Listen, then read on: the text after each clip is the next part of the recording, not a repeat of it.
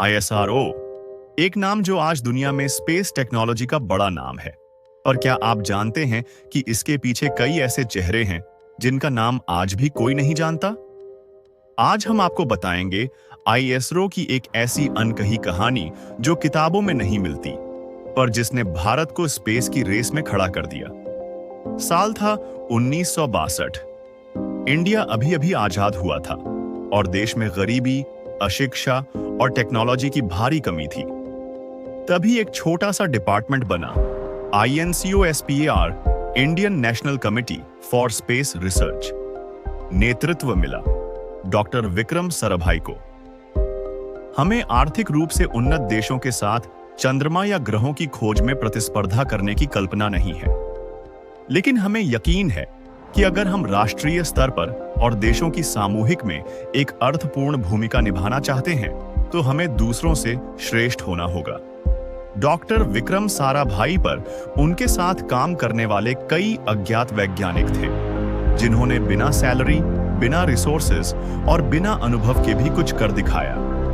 आपने सुना होगा, ISRO का पहला रॉकेट साइकिल पर लाया गया था, पर क्या आप जानते हैं वो साइकिल चलाने वाला कौन था? वो थे मिस्टर अरुणान, एक टेक्नीशियन। उनका काम था रॉकेट को लॉन्च पैड तक पहुंचाना, और वो छोटा सा रॉकेट जिसे नासा फेंक भी दे, उसे हमारे वैज्ञानिकों ने भारत में लॉन्च किया, थंबा लॉन्चिंग स्टेशन से। यहां तक कि लॉन्च पैड तक बैलगाड़ी से फ्यूल ले जाया गया था। We didn't have computers. We calculated rocket trajectory manually. That was our superpower.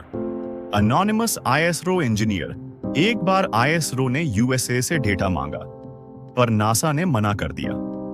तो हमारे ISRO इंजीनियरों ने क्या किया? उन्होंने खुद से एक बना डाला डेटा कलेक्शन सिस्टम, जिसे कहा गया पुअर मैन्स सैटेलाइट स्टेशन। नाम था आर्यभट्ट प्रोजेक्ट। इसमें शामिल थे कई युवा वैज्ञानिक, जिनमें से कुछ आज भी गुमनाम हैं। अब मिलिए एक महिला से, रितु करिधल, जिन्हें लोग रॉकेट वुमन ऑफ इंडिया कहते हैं। पर शुरुआत में वो भी एक छोटे से शहर से थी, लखनऊ से। I used to look at the moon every night and wonder, can we ever reach there? Ritu Karidhal, उन्होंने मार्स ऑर्बिटर मिशन मंगलयान में महत्वपूर्ण भूमिका निभाई।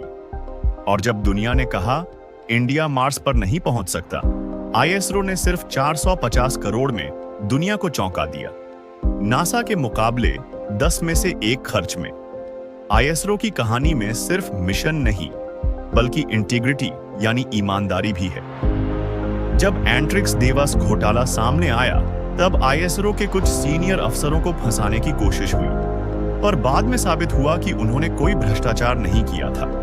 जिन्हें सस्पेंड किया गया था, उन्हीं को बाद में सम्मान मिला।